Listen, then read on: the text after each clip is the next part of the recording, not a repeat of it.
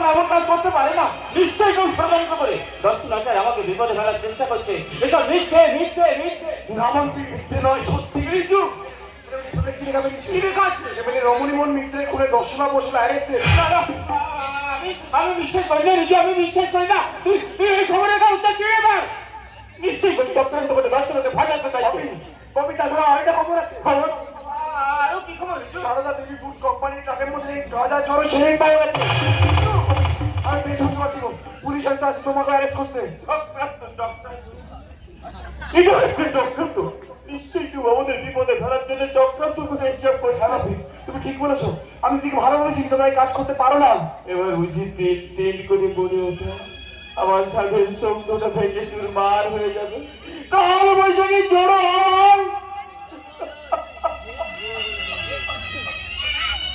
হয় হয়তো তোকে আমার মুখ থেকে কেড়ে নেবে।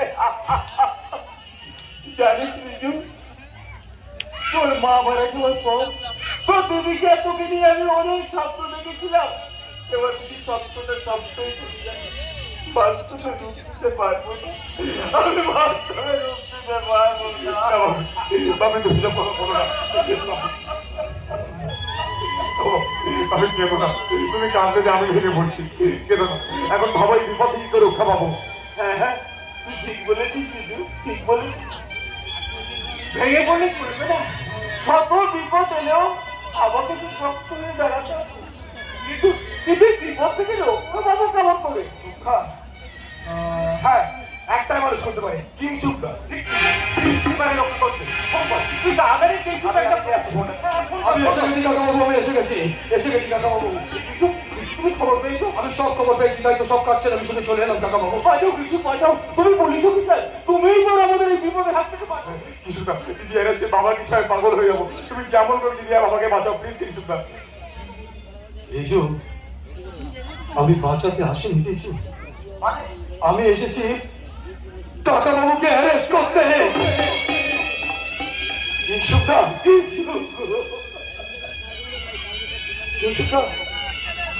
তুমি তুমি এসছো আমার বাপিকে অ্যারেস্ট করতে? না না বাপি,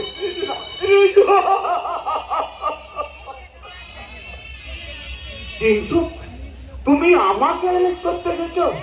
কিন্তু বাবা মারা যাওয়ার পর তোমাকে সেই ছোট্ট থেকে নিজের ছেলের মতন আদর যত্ন দিয়ে লেখাপড়া শিখে তোমাকে বড় করেছি।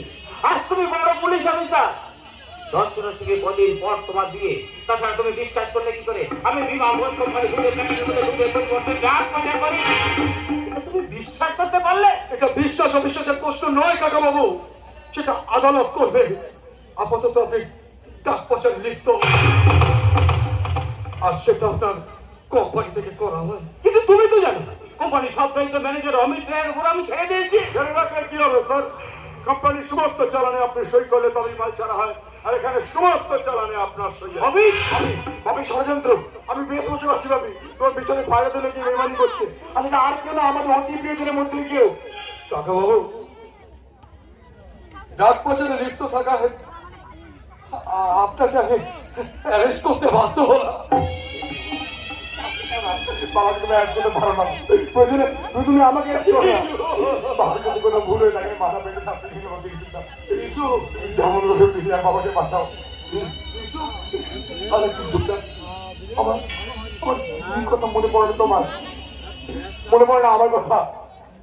ছোটবেলায় কাঁদলে খেলা বায়না করলে আমার খুলে পড়তে পার্কে থেকে তুমি ভুলে যাচ্ছ। তুমি ভুলে গেলে যেই মানুষটা আজকে তোমাকে এই সম্মানের জায়গায় বসিয়েছে, আজ তুমি এসছো না অ্যারেস্ট করতে। কি করে পারলে কিছুটা? কি করে পারলে বাবা? কি করে পারলো বাবা? কি করে পারলো? কাঁদিস না, কাঁদিস না দিদু, কাঁদিস না। ঝড় যখন উঠেছে সে তোমার আমি খুব পেতে সহ্য করবো। কষ্ট শুধু আমার একটাই, তুই একা হয়ে গেলে, তুই একা হয়ে গেলে।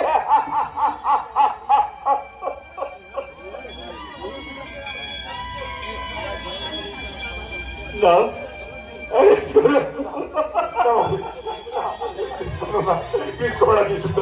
আমার জন্য করো প্লিজ হবে। আমি জানি তুমি কাজটা করো নি, প্লিজ কাজটা করো না। কাঁদিস না, কাঁদিস না রেজু, কাঁদিস না। আজ থেকে তোর একটাই পরিচয়, তুই এই ডাক পাতার গাড়িতে না, তুই কোনে দিদির ভাই, তুই কোনে দিদির ভাই। আমি রে ভাই, তুমি না।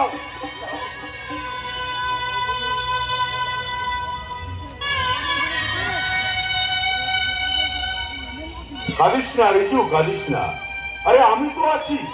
তুমি? হ্যাঁ, আরে আমি তোর দিদি খুনের অপরাধে চলে গেছে, তোর বাবার ডাক পাচারের অপরাধে চলে গেছে।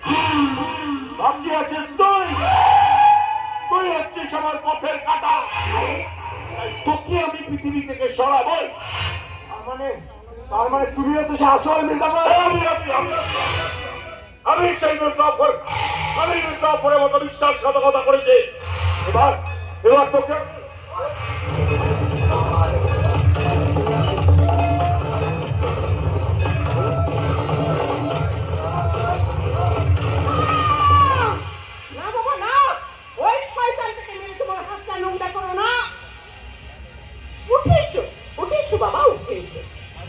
কে কে আপনি? আমি কি এটা তোমায় পরে বলবো, এখন চলো এখান থেকে আমরা পালিয়ে যাই।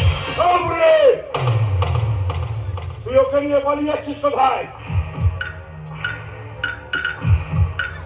তোর ঘরে যদি মা কিংবা বোন থাকে তাহলে তাদের কাছ থেকে ভালো করে জেনে নিবি যে মেয়েদের কেমন করে সম্মান দিতে হয়। আর তা যদি না পারিস তাহলে মানবী থেকে দানবী হয়ে তোর জীবটা আমি ছিঁড়ে নেব। চলে এসো বাবা। আমি যাই, আজকে তোর জন্য আমি আমার বাড়ি ছেড়ে যাচ্ছি।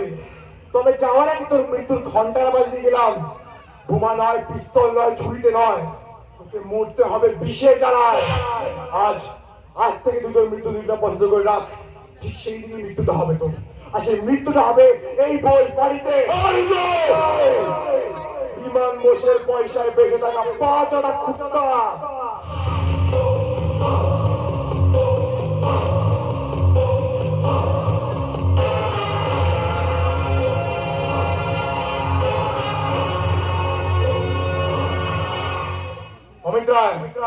আজকে তুই যেই পেমেন্টটা করলি তার পুরস্কার হিসেবে তোকে দিয়ে গেলাম ঘৃণা শুধু। এটা কি হলো? বাচ্চা ছেলেটা আমার ভিতরে শুধু চিকিৎসা চলে, আর আমি সেটা দাঁড়িয়ে দাঁড়িয়ে হজম করলাম। কি দুর্গন্ধময়! মনে হচ্ছে আজকে সকালবেলা দাঁত মাঝে তালা বসার বাচ্চা থাকিস না কেন? তোকে সেখান থেকে টাইনে বের করে আমি জ্যান্ত কবরতে পারে জ্যান্ত কবর।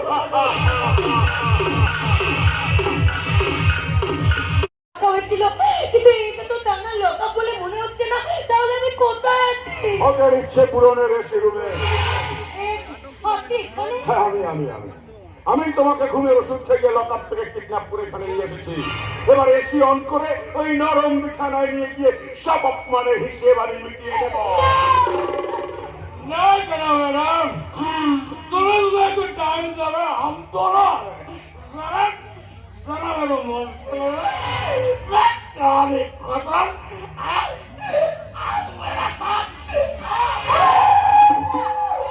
না নয়, হ্যাঁ। তারপর গোপন ক্যামেরায় তোর নগ্ন ছবিগুলো তুলে ফেসবুক আর হোয়াটসঅ্যাপে ছেড়ে দেবো।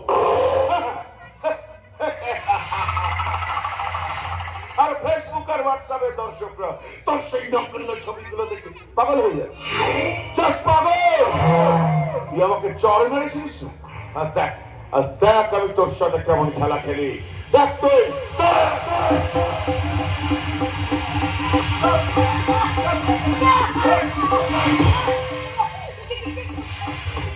আমাকে বাঁচাও, কিন্তু তুমি জয়তনগুলোর হাত থেকে আমাকে বাঁচাও। তুমি ভয় পেও না, একদম ভয় পেও না। ওদের হাত থেকে মুক্ত করে আমি তোমার ঠিক জায়গায় পৌঁছে দেবো। একদম স্টপ। দর্শনার দিকে হাত বাড়ালে হাতগুলো কেটে গলায় ঝুলিয়ে দেবো গলায়। তোমরা তো পুরুষ নয়, কাপুরুষ। একটা অসহায় মেয়েকে পেয়ে এইভাবে অত্যাচার করতে তোমাদের লজ্জা করে না? গলায় ঢোল ঝুলিয়ে কালি মারতে মারতে বাড়ি বাড়ি গিয়ে বাচ্চা নাচাও, বাচ্চা। মনুষ্যত্ব হারিয়ে ফেলেছ, শারীরিক ক্ষমতা তোমাদের হারিয়ে গেছে। যদি থাকতো, দর্শন এখনো সুস্থ আছে কেমন করে?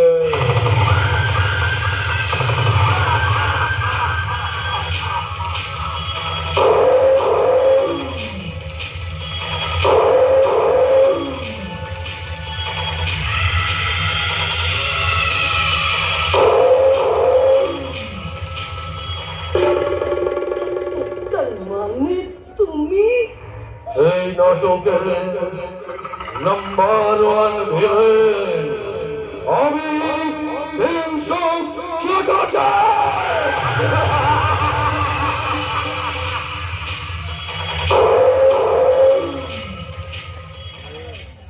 শোনো রচনা, তোমার জীবনে আজ পর্যন্ত যা যা ঘটেছে সবটাই ছিল কিন্তু আমার তৈরি দুজন আমার সঙ্গে ভাবে অভিনয় করে গেছে। তাহলে আমি এতদিন ধরে যে কিংসুকে চিনে এসেছি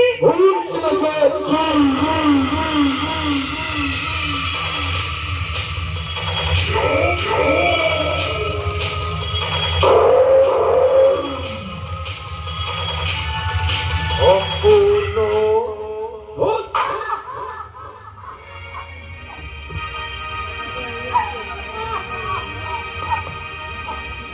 শোনো রচনা, তোমার বাবা গাড়ি অ্যাক্সিডেন্ট করে আমার বাবা মাকে মেরে ফেলেছিল। একদম মিথ্যে, তুমি যা শুনেছো সব মিথ্যে। আমার বাপি কখনো এমন কাজ করতে পারে না, কখনো না। তুমি যা শুনেছো সব মিথ্যে। না, মিথ্যে নয়, সত্যই সত্যি। তাই ছেলেবেলা থেকে আমি বৃত্তিহারা মাতৃহারা প্রতিশোধ নেবার জন্য এই পরিবারে লাগে কাউকে পাশে রাখবো না।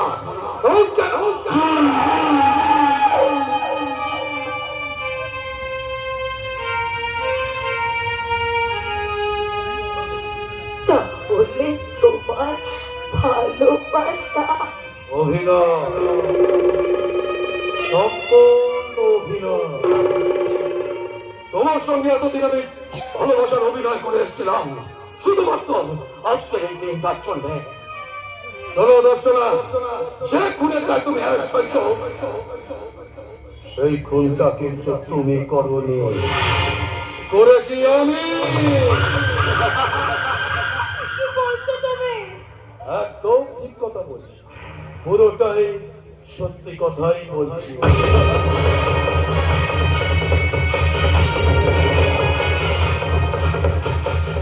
এই পুলিশের পোশাকের আড়ালে এই হোটেলে চলতো ডাক পাচার আর নারীদের নগ্ন ছবি নিয়ে ব্ল্যাকমেল করা। সেটা এবার রমণীমোহন মৃত্যু জানতে পেরে গেছিল, তাই আমার জন্মদিন পার্টিতে তাকে নিমন্ত্রণ করেছিলাম। উদ্দেশ্য ছিল আমার একটাই, খুন করা।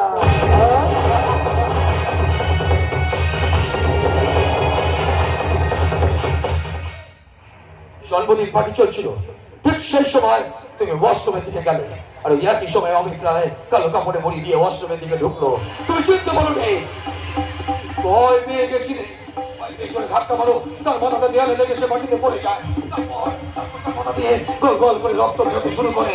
তুমি ভয় পেয়ে যাও, সেই রক্ত থেকে তুমি ভয় পেয়ে যাও। ভয় পেয়ে তুমি আমার জন্মদিন পার্টিতে ঢুকে যাও।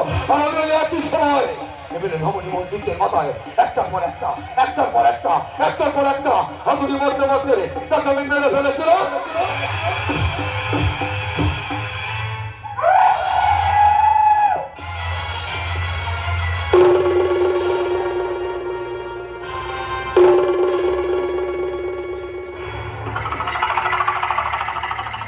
তারপর তার বডিটাকে কালো কাপড়ে দিয়ে দাদা ফোন করেন। ওয়াশরুমে ওই একই জায়গায় ফিরিয়ে দিন না, আমার বাবা মাকে ফিরিয়ে দিন না।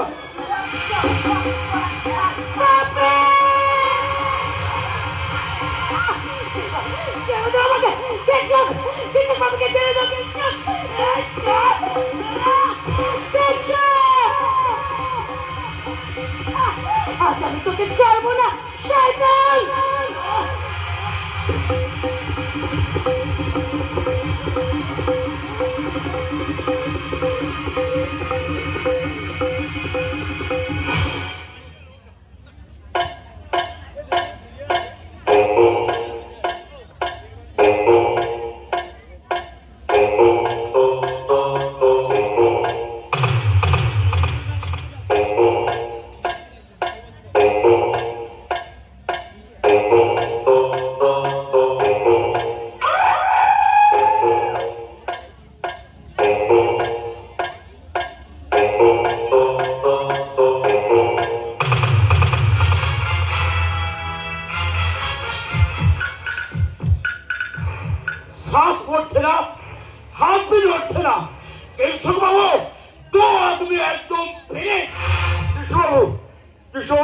বাবা মেয়ে দুজনকেই একসঙ্গে চিতায় তুলতে হবে। না, আজ রাতেই দর্শনা বসকে পাহাড় থেকে খাদে ফেলে দেবেন, আর আমি রিপোর্টে লিখব দর্শনা বোস পুলিশের হাত থেকে পালাতে গিয়ে পাহাড় থেকে খাদে পড়ে মারা গেছে। আর বিমান বোসকে ফেলে দিয়েছেন ওই হাই রোডের ধারে, আর আমি রিপোর্টে লিখব বিমান বোস পুলিশের হাত থেকে পালাতে গিয়ে গাড়ি অ্যাক্সিডেন্টে মারা গেছে। বস! না রে বাবা, আমি এখন ডাক পাচারকারী, মেয়ে পাচারকারী এই চুপচাকাচ্ছি নয়। আমি এখন পুলিশের ইন্সপেক্টরকে চেষ্টা করছি। অরুণ, জয়ুল,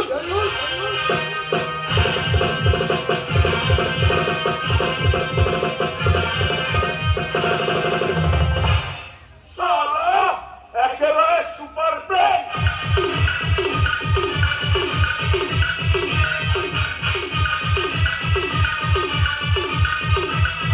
দিদি, এই দিদি কোথায় তুই? একটু বাড়ির বাইরে বেরিয়ে আয় দিদি। দিদি, এই টাকাগুলো ধর, আমি কয়েকদিন বাড়ি আসতে পারবো না, তোরা সাবধান থাকিস। তুই আমাকে যেতে দে দিদি, যেতে দে। ঝড় আছে দিদি, ঝড়। তোকে সবসময় দাঁড়াতে হবে দিদি, তোকে সবসময় দাঁড়াতে হবে। এই ঝড় রাখতে তুই যাস না, অনেক রাত হয়েছে। বাধা দিস না দিদি, বাধা দিস না। যেতে আমাকে হবে দিদি, তুই আমাকে আটকাতে পারবি না দিদি। আমি আসছি দিদি, তুই তুই ফোন হতে রাখিস, ওকে একটা বাড়ির বাইরে যেতে দিবি না। আমি আসছি দিদি। কি হলো রাজেশে? ঝড়ের মতো এলো, আবার ঝড়ের মতো চলে গেল কেন? নিশ্চয়ই কোনো অঘটন ঘটেছে রাজেশের জীবনে।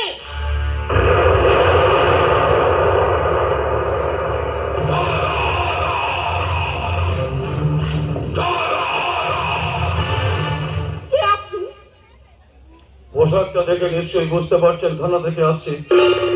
বলুন রাজেশ কোথায়? কেন? কি করেছি রাজেশ? সারদা দেবী ফুট কোম্পানির টাকায় বাঁচিল রাজেশ, আর সেই টাকা করে গাছ আচানো শুনি পাচার করতো রাজেশ। বলুন রাজেশ কোথায়? না, আমার ভাই রাজেশ কাজ করতে পারে না। পরে পরে পুলিশের কাছে কিন্তু সেই রকম রিপোর্ট আছে। বলুন রাজেশ কোথায়? আপনি আসছেন রাজেশ, সেখান থেকে চলে গেছে। যেখানেই পালিয়ে যাক ধরা কিন্তু ওকে পড়তেই হবে। রাজেশ বাড়িতে এলে থানায় কিন্তু একটা ফোন করে দেবেন, তা নাহলে কিন্তু আপনারও বিপদ আসে। কথাটা মনে রাখবে। স্যার,